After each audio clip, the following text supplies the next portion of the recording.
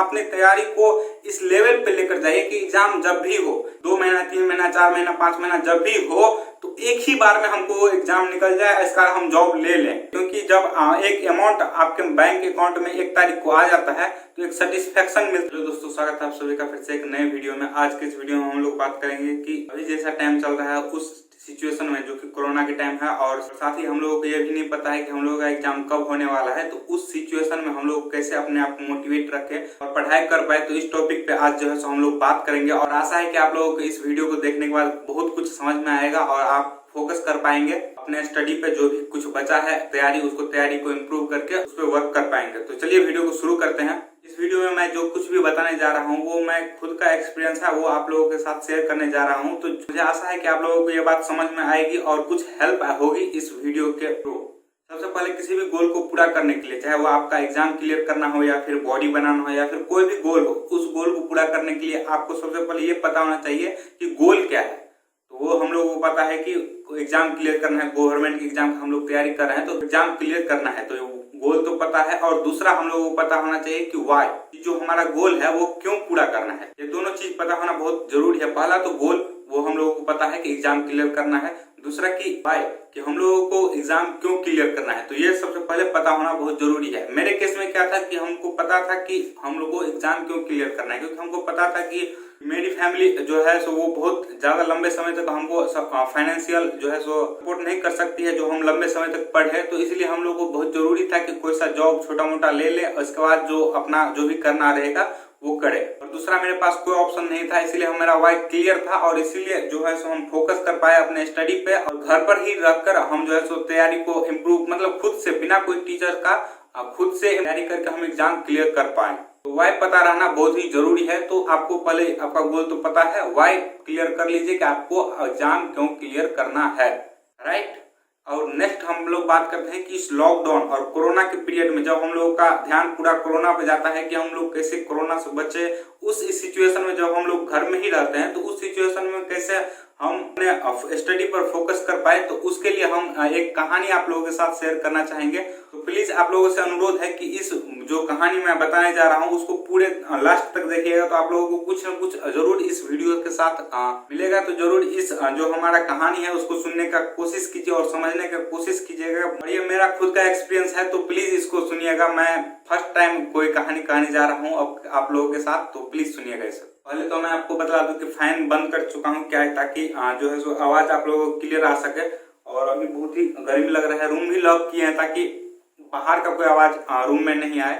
जब हम 12th में थे और दरभंगा रह कर स्टडी कर रहे थे तो उस टाइम जो हमारा रूममेट या फिर बोलिए कि जो एक भैया थे वो हमेशा सीरियल या फिर कोई मतलब पिक्चर देखते थे मोबाइल में। तो हम उस टाइम इंटरेस्टेड नहीं थे और अभी भी हम इंटरेस्टेड नहीं है कि कोई पिक्चर या फिर कोई सीरियल सब देखें और मोबाइल में मतलब टाइम वेस्ट करें। तो ये हमको इंटरेस्टेड बिल्कुल भी नहीं लगता। हाँ, यूट्यूब पे हम कुछ वीडियोस देखते हैं अभी भी, और पहले भी देखते थे। तो उस टाइम क्या हुआ कि एक दिन जो है सो वो कुछ देख रहे थे तो हमको मन हुआ कि क्या आखिर ये क्या देखते रहते हैं, तो चलिए देखते हैं हम। तो हम लगभग 15-20 मिनट उनका जो फिल्म था वो हम देखे और उसमें एक सीन हम देखे, वो अभी तक हमको याद है और उसका जो सीख था वो हम अभी तक खुद पे अप्लाई करते हैं और कुछ लोगों को भी बतलाते हैं कि ऐसे ऐसे हुआ था मेरे साथ, और वो इंसिडेंट अभी तक हमको याद है। तो उस कहानी में क्या था, वो एक्चुअली अशोक का कहानी था। अशोक जो हम लोगों का हिस्ट्री में हम लोग पढ़ते हैं उनका कहानी था। सीन कुछ ऐसा था कि अशोक का लड़ाई अपने भाई के साथ हो जाता है। भाई मतलब कि उनके दूसरे मदर का जो लड़का था उनके साथ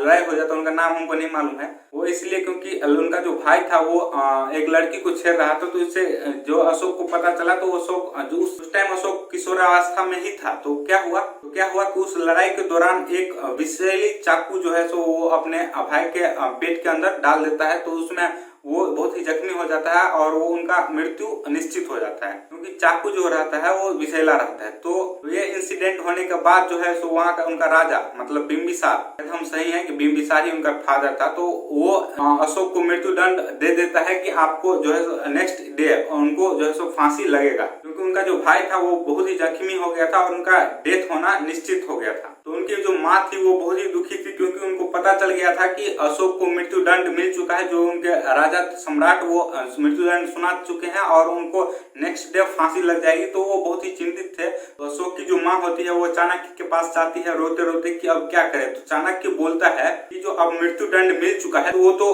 उसको हम कम नहीं कर सकते क्योंकि राजा का आदेश है, बट हम इनके सजा को कम कर सकते हैं। अगर वो जो उनका भाई था जिनको चाकू लगा था वो अगर जिंदा बच जाता है तो उनको मृत्यु दंड कभी नहीं मिलेगा। तो हम लोग क्या कर सकते हैं, तो वो कर सकते हैं कि अगर उनको जिंदा रख सकते हैं तो।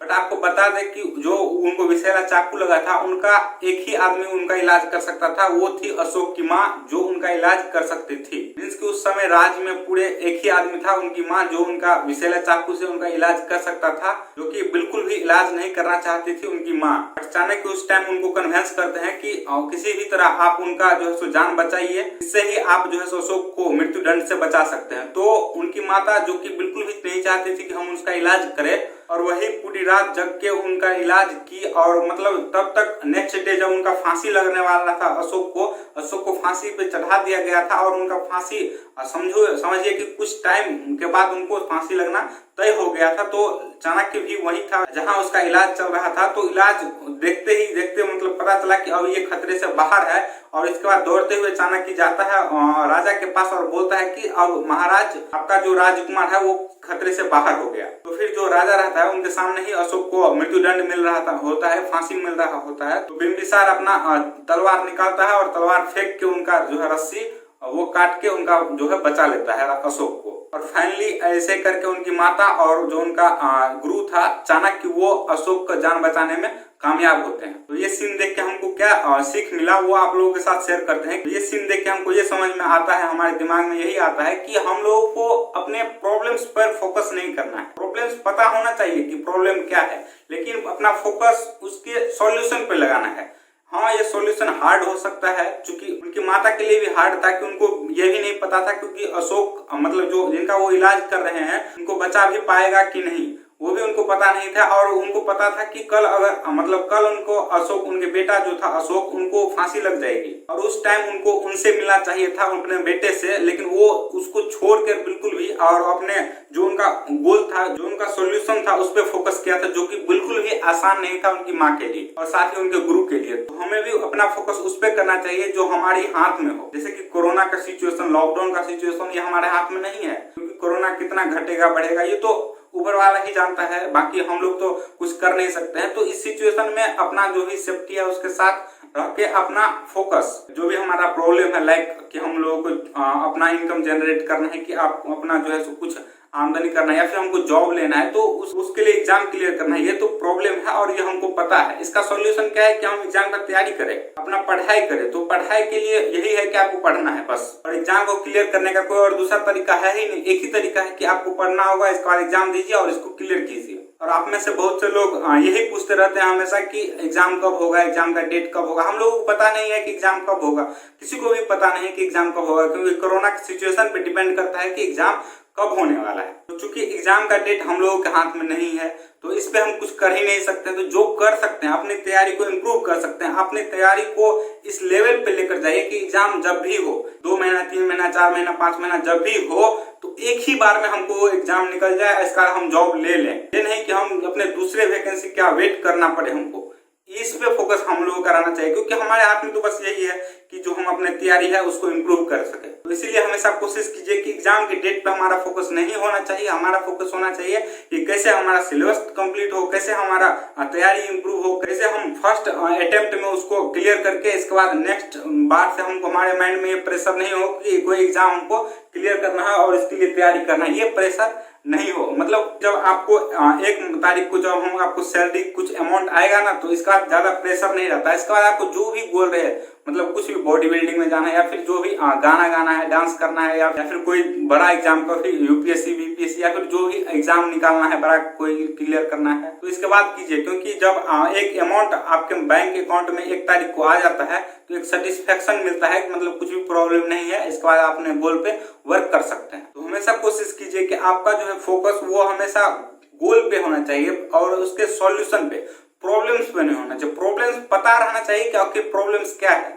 लेकिन उनका सॉल्यूशन क्या है उस पर हमेशा फोकस रखना चाहिए, क्योंकि जो हमारे हाथ में है वही हम कर सकते हैं। हमारे हाथ में नहीं है कोरोना को कंट्रोल करना, नहीं हमारे हाथ में है कि एग्जाम्स कब होगा उसका डेट फाइनल करना। तो हमारे हाथ में क्या है कि जो हमारा तैयारी है उसको बहुत ज्यादा कर लेना, इसके बाद फर्स्ट अटेम्प्ट में ही उसको क्लियर करके जो हमारा पढ़ाई लिखाई का झमेला है या फिर जॉब लेने का झमेला है उसको खत्म किया जाए। तो तैयारी कीजिए अच्छे से, आपको सफलता जरूर मिलेगा। अच्छे से तैयारी कीजिए और हमेशा फोकस कीजिए कि कैसे करके मैथ हमारा इंप्रूव हो, कैसे करके हमारा साइंस इंप्रूव हो, कैसे करके हमारा जनरल अवेयरनेस इंप्रूव हो, कैसे करके हमारा करंट अफेयर्स इंप्रूव हो। हमेशा हमें हम लोगों का ध्यान उस पर होना चाहिए। Thank you.